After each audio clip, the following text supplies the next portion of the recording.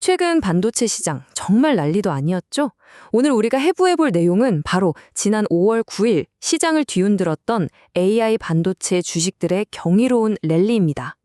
그런데 이 화려한 축제 이면에 1999년 닷컴 버블을 연상케 하는 거시경제적 위험이 도사리고 있다면 어떨까요? 두 얼굴을 가진 지금의 시장, 그 수면 아래 숨겨진 진실을 데이터를 통해 낱낱이 파헤쳐 보겠습니다. 자, 바로 들어가 보죠. 마이크론 15% 폭등, 인텔 14% 상승. 진짜 하루 만에 뛴 수치라고는 믿기지 않을 정도의 역사적인 상승장이었죠. 그야말로 눈부신 순간이었습니다. 하지만 숫자에 취하기 전에 한번 의심해 봐야 합니다. 혹시 이 뜨거운 시장이 우리 눈을 가린 채 거대한 구조적 비밀을 숨기고 있는 건 아닐까요? 이 두 얼굴의 실제 지수를 비교해보면 확 와닿습니다. 다우존스 산업평균 지수는 사실상 제자리 걸음을 하며 하품을 하고 있는데 나스닥 혼자 무려 1.7%나 치솟으면 맹렬하게 달려나갔거든요.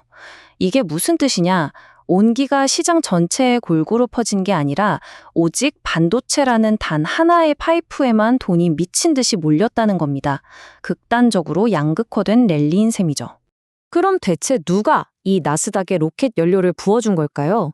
바로 완벽하게 세팅된 골디락스 거시 환경 덕분입니다.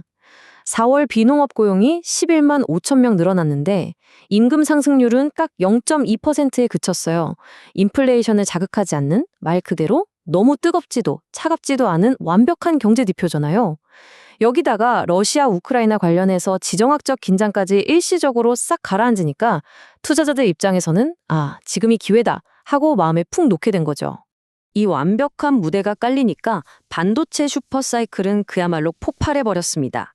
샌디스크 17%, 마이크론 15%, 인텔 14%, 특히 마이크론은 AI 메모리가 없어서 못 판다는 소식에 깜짝 실적까지 겹치면서 단 하루 만에 주가가 100달러를 넘게 뚫고 올라갔죠. 시장은 이제 이걸 단순한 유행이 아니라 구조적인 호황기가 시작됐다고 굳게 믿고 있습니다.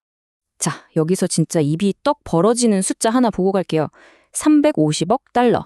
우리 돈으로 거의 48조 원이 넘는 엄청난 금액인데요. 블랙스톤과 아폴로 글로벌 매니지먼트가 브로드컴을 밀어주려고 조성한 사상 최대 규모의 사모대출입니다. 자, 이렇게 천문학적인 돈이 움직인다는 건 명확한 시그널이에요. 지금 이 랠리가 개인 투자자들이 밈 주식 사듯 우르르 몰려다니는 게 아니라 월가의 스마트머니가 AI 인프라의 미래를 확신하고 거대한 판을 깔고 있다는 증거인 거죠. 월스트리트의 전설적인 베테랑들도 여기에 완전히 베팅을 끝냈습니다. 에디아데니 같은 전문가는 데이터는 이제 제4의 생산 요소다 라고 쐐기를 박았죠. 예전에는 토지, 노동, 자본이 전부였다면 이제는 그 자리에 데이터가 들어섰다는 거예요. 그렇기 때문에 AI 반도체는 구조적으로 끝없이 상승할 수밖에 없다는 겁니다. 표면적으로 보면 시장은 이렇게 흠잡을 데 없는 확신으로 가득 차 보입니다. 자, 첫 번째 섹션. 강세장의 균열, 수면 아래로 가라앉다. 우리의 분석이 여기서 끝난다면 진짜 핵심을 놓치는 거겠죠? 저 화려한 빙산의 일각을 지나 이제 수면 아래 숨겨진 차가운 현실을 들여다볼 차례입니다. 골드만삭스 자료를 종합해보면 이 견고해 보이는 강세장 밑바닥에서 두 개의 거대한 균열이 쩍쩍 갈라지고 있는 걸 발견할 수 있습니다. 첫 번째 균열, 22%라는 충격적인 숫자에서 시작됩니다. 지난 30일 동안 S&P 500 지수보다 수익률이 좋았던 주식이 딱 22%밖에 안 된다는 거예요. 지수는 연일 최고치를 찍고 있는데 정작 10개 기업 중 8개는 평균을 밑돌고 있다는 당혹스러운 현실. 시장의 온기가 전혀 퍼지지 않고 있다는 걸 적나라하게 보여주죠. 더 소름 돋는 건 바로 이겁니다. 이른바 시장 포개 위기인데요. 놀라지 마세요. 단 8개의 종목이 전체 시장 상승분의 절반을 멱살 잡고 하드캐리하고 있습니다. 데이터로 보면 무려 30년 만에 최저 수준의 시장 폭이에요. 진짜 건강한 강세장이라면 빅테크에서 가치주로 또 중소형주로 돈이 도는 순환매가 일어나야 맞잖아요. 그런데 지금은 그런 피가 도는 현상이 싹 사라졌습니다. 완전히 실종된 거죠. 소수 종목에만 돈이 극단적으로 쏠리는 이 기형적인 모습, 어디서 많이 본 것 같지 않으신가요? 여기서 두 번째 균열이 드러납니다. 영화 빅쇼트의 실제 주인공 마이클 버리가 섬뜩한 경고를 던졌죠. 지금 시장, 딱 1999년에서 2000년 닷컴 버블의 마지막 몇 달 같다. 원래 버블이 터지기 직전이 가장 화려하고 달콤한 법이거든요. 역사적으로 이런 비정상적인 환희의 끝이 어땠는지 우리는 절대 잊어선 안 됩니다. 두 번째 섹션, 숨겨진 거수, 지정학과 에너지. 사실 앞서 말씀드린 시장 내부의 균열보다 더 무서운 게 따로 있습니다. 지금의 핑크빛 AI 내러티브를 한 방에 엎어버릴 수 있는 거대한 괴물, 바로 호르무즈 해협의 불안과 똑딱거리는 유가 시한폭탄입니다. 바클레이지의 최근 보고서를 보면 이 상황이 얼마나 아슬아슬한지 3단계로 딱 떨어지게 설명이 됩니다. 첫째, 유가가 튈 때 막아주던 전략 비축류 같은 완충 장치가 이제 바닥을 드러내고 있습니다. 둘째, 이대로 가다간 에너지 가격 폭등으로 경제 전반의 수요가 박살나는 수요 파괴가 옵니다. 그리고 셋째, 제일 치명적인 건데요. 전기를 물 먹듯 삼켜대는 AI 데이터 센터들의 아킬레스건, 즉 에너지 취약성이 만천하에 드러나게 된다는 거죠. 생각해보면 진짜 아이러니하죠. 세상에서 제일 최첨단이라는 AI가 결국 가장 아날로그적인 석유의 목줄이 꽉 잡혀 있다는 거니까요.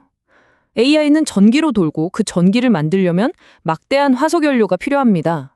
만약 지정학적 위기로 호르무즈 해협이 꽉 막혀버리고 유가가 미친 듯이 뛴다면 이 잘 나가던 반도체 랠리도 꼼짝없이 거대한 콘크리트 벽에 처박히게 된다는 게 이 보고서의 핵심 경고입니다.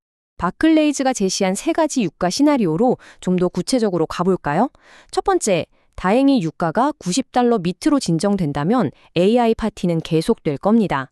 그런데 두 번째, 지금처럼 94에서 $100 사이를 아슬아슬하게 오가면 시장은 극심한 롤러코스터를 타게 되겠죠. 진짜 문제는 세 번째입니다. 전면 봉쇄로 유가가 $120를 뚫고 올라간다? 이건 죽었던 인플레이션의 망령을 다시 깨우는 거고 경제 전반의 수요를 완전히 파괴해버리는 최악의 시나리오입니다. 세 번째 섹션, 촉매제. 다음 주 핵심 관전 포인트. 자, 이제 주사위는 던져졌습니다. 이 살얼음판 같은 시나리오들 중에 우리는 과연 어느 길로 가게 될까요? 그 운명의 방향을 결정지을 엄청난 경제적 촉매제가 당장 다음 주 우리 코앞에 다가와 있습니다.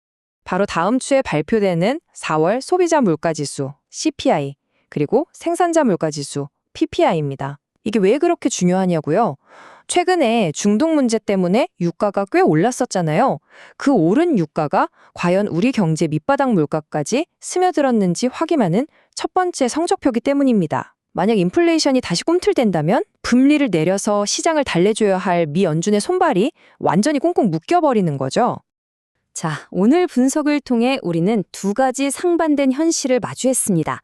기술주들의 미친 듯한 환희, 그리고 그 화려함이 간신히 가리고 있는 30년 만의 최저치 수준의 시장폭. 그래서 여러분께 묻고 싶습니다. 다음 주에 나올 물가지표가 결국 수면 아래 숨겨진 유가 시한폭탄의 뇌관을 건드리게 될까요? 아니면 지금의 이 거대한 AI 슈퍼사이클이 경제의 중력마저 무시한 채 거침없이 날아오를까요? 두 얼굴의 시장, 과연 어떤 얼굴이 진짜일지 다음 주 시장의 흐름을 끝까지 주목해 보셔야겠습니다.